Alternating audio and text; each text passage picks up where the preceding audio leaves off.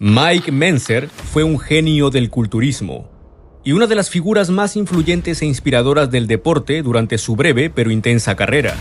Fue el primer atleta en la historia del culturismo en obtener una puntuación perfecta de 300 y se hizo famoso por impulsar el entrenamiento de alta intensidad, una técnica que sigue generando debate incluso hoy en día. Tan polémico como enigmático, Mike era conocido por desafiar las normas establecidas y por su abierta crítica a la IFBB. Una derrota controvertida no solo truncó su ascenso, sino que también marcó el comienzo de una caída personal y profesional que nadie vio venir. Tanto Mike como su hermano menor, Ray Mentzer, parecían haber sido bendecidos con una genética privilegiada y estaban destinados a la grandeza. Sin embargo, la vida no fue sencilla para los Mentzer. Ambos fallecieron prematuramente. Ray luchaba contra un extraño y devastador trastorno renal, mientras que Mike batalló durante años con la adicción a las drogas. Esta es una historia de disciplina, tragedia y, sobre todo, de redención. El Olympia de 1979 representó un enfrentamiento no solo de físicos, sino también de visiones del culturismo. Fue un duelo entre dos generaciones, el veterano de 37 años y 2 veces campeón Frank Zane contra el joven de 27 años que venía arrasando desde las categorías amateur. Frank Zane partía como favorito, pero la competencia estaba repleta de figuras imponentes del final de los años 70 y el inicio de los 80. Hasta ese año, el Olympia se dividía en 2 categorías según el peso, más de 90 kilos y menos de 90 kilos. Y luego los ganadores de cada clase se enfrentaban por el título absoluto. En todas las ediciones anteriores, el ganador de la categoría liviana había salido victorioso. Tras el prejudging, Jim Manion, quien más tarde se convertiría en presidente de la IFBB Pro League, comentó que si Mike no ganaba, sería una injusticia. Serge Nubret opinó que Mike tenía el mejor físico, pero que Zane seguía siendo el campeón. Ambos ganaron sus respectivas clases y se enfrentaron en la final. Fue un choque entre la figura refinada y estética de Zane y la corpulencia impresionante de Mike. Si ambos hubiesen lucido igual que en las rondas preliminares, probablemente la victoria habría sido para Mike. Pero él no logró mantener esa condición. Su físico se vio más suavizado. Frank Zane conquistó así su tercer y último título, aunque muchos sostienen hasta hoy que Mike debió haber ganado. Muchos pensaban que era hora de cerrar la era de los ligeros y entregar el máximo galardón del culturismo a alguien que encarnaba el tamaño, la potencia y la evolución del físico moderno. Para finales de los 70, Mike había moldeado un cuerpo que rompía con todos los estándares previos. Músculos densos, simetría perfecta y una apariencia tan sólida que transmitía una sensación de fuerza inagotable. Una portada de 1979 de Muscle Builder and Power lo presentó como la reencarnación de Hércules. La misma revista sirvió como plataforma para exponer al mundo su revolucionario método de entrenamiento de alta intensidad. Sus artículos y teorías cosecharon un seguimiento fiel y apasionado, y con la llegada de los 80, parecía que la figura de Mike Mentzer estaba destinada a convertirse en un fenómeno aún más influyente. Con el tiempo, muchos pensaban que la popularidad de Mike superaría incluso la del gran Arnold Schwarzenegger. En ese entonces, Arnold aún no era la superestrella de Hollywood que luego sería, y algunos creían que el creciente prestigio de Mike, junto con su filosofía de entrenamiento, que contradecía el enfoque de Arnold de hacer 20 series por grupo muscular, fue la chispa que encendió una cierta antipatía del austriaco hacia el joven rebelde. Si revisaras la carrera de entrenamiento tanto de Arnold como de Lee, y calculara la cantidad de horas desperdiciadas entrenando sin avances reales, te preguntarías con asombro, ¿de verdad no tenían nada mejor que hacer?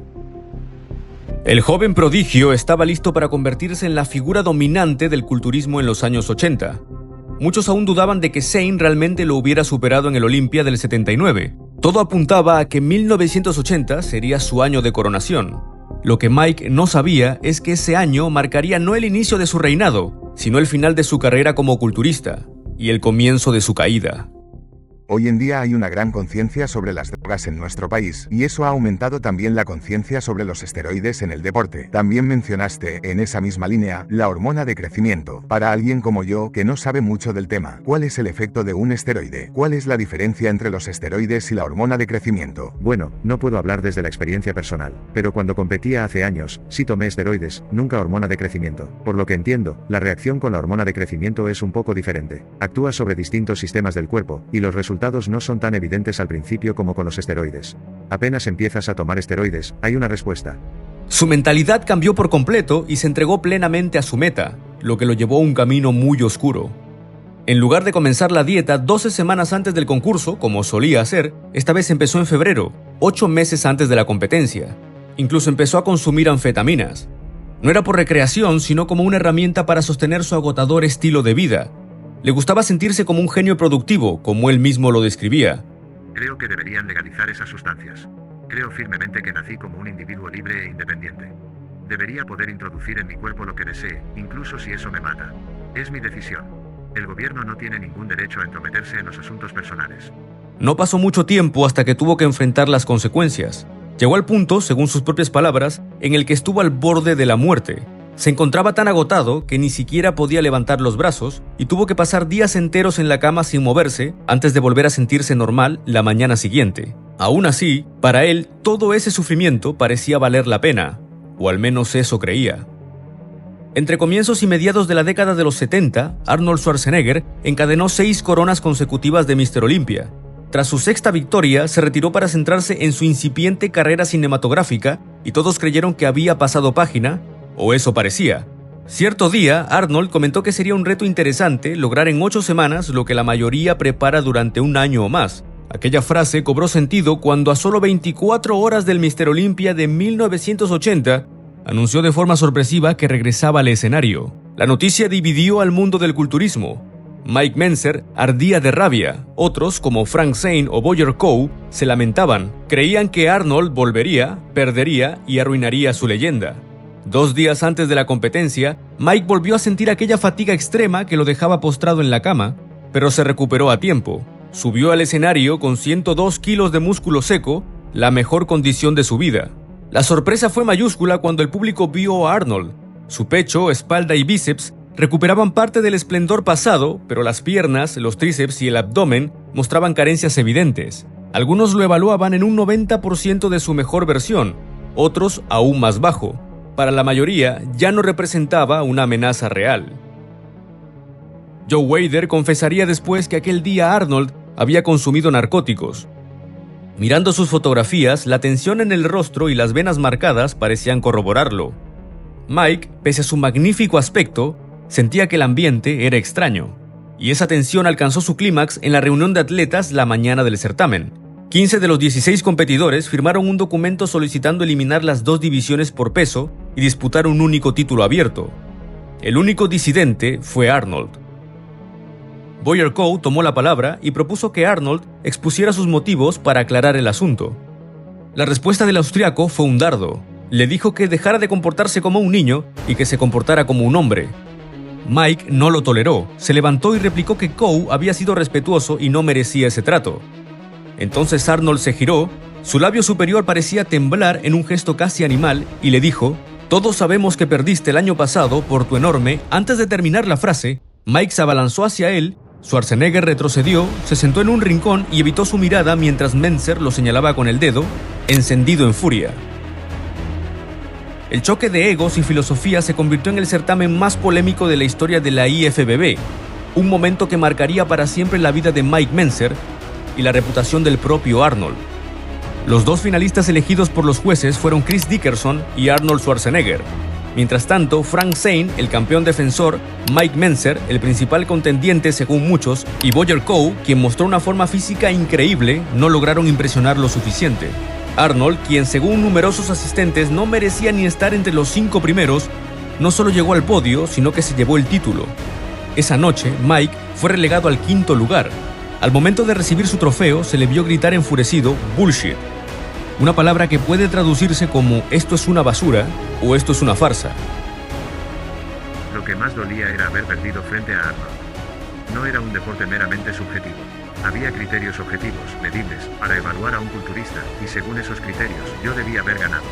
Solo los jueces y los amigos más cercanos de Arnold lo vieron como el justo vencedor. El resto del público y los demás competidores no estaban de acuerdo. Yo creía que debía haber ganado, y no era solo mi opinión, mucha gente también lo pensaba. Pero en ese momento supe que mi carrera había terminado. Siempre soñé con ser Mr. Olympia, y estaba dispuesto a intentarlo 3 o 4 veces. Esa era apenas mi segunda participación, pero después de lo que viví, no pensaba volver para que me hicieran lo mismo otra vez. La victoria de Arnold en 1980 no fue solo polémica, marcó un antes y un después en la historia del culturismo. Cambió para siempre la forma en que se percibía el deporte. Frank Zane y Roger Coe se alejaron de los escenarios por un tiempo, mientras que Mike Mentzer se retiró por completo, dando así por cerrada su carrera en la élite del físico-culturismo. Después de este incidente, la carrera de Mike comenzó a desmoronarse. En su seminario se mostraba abiertamente crítico y desdeñoso con toda la situación, una actitud que, según él, llevó a que la IFBB lo marginara de manera no oficial, haciendo que los promotores dudaran en contratarlo. También dejó la revista de Joe Weider y para 1982 sus ingresos habían caído de $200,000 al año a cero.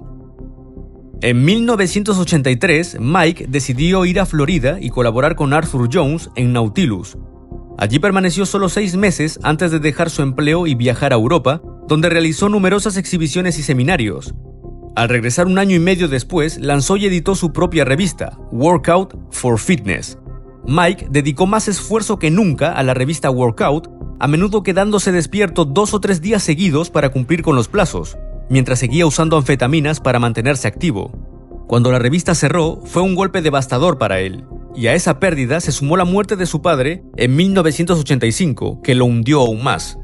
Durante 5 años, Mike caminó por un sendero oscuro hacia el olvido. En ocasiones tuvo pensamientos de quitarse la vida y fue internado varias veces en instituciones. Ningún medicamento ni terapia lograron ayudarlo. Se empezaron a correr rumores en el mundo del culturismo sobre su comportamiento errático. Correr desnudo por las calles, profetizar el fin del mundo, ser arrestado varias veces y esperar la llegada de extraterrestres. Algunas de esas historias eran falsas, pero otras eran reales.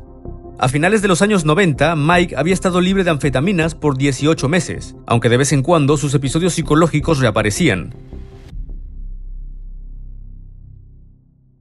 Desde 1999, el hermano menor de Mike, Ray, recibía diálisis por problemas renales y esperaba un trasplante.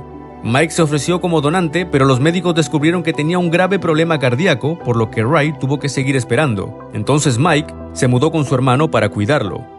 El 9 de junio de 2001, ambos estaban trabajando en un nuevo DVD de entrenamiento llamado HIIT. Después de un día largo y agotador, Ray se quedó dormido mientras Mike seguía trabajando. Ray se preocupaba por la salud de Mike debido a su corazón, pero Mike no quiso escuchar. Finalmente exhausto, Mike decidió descansar y se fue a la cama. A la mañana siguiente, Ray descubrió que su hermano no despertaría jamás.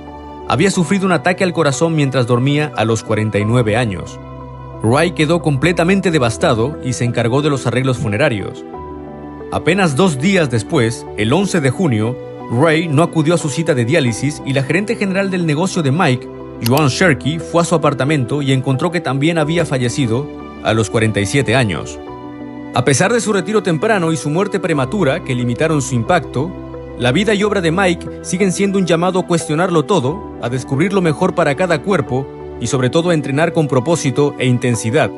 Eso es lo que convierte a Mike Mentzer en una leyenda digna del culturismo.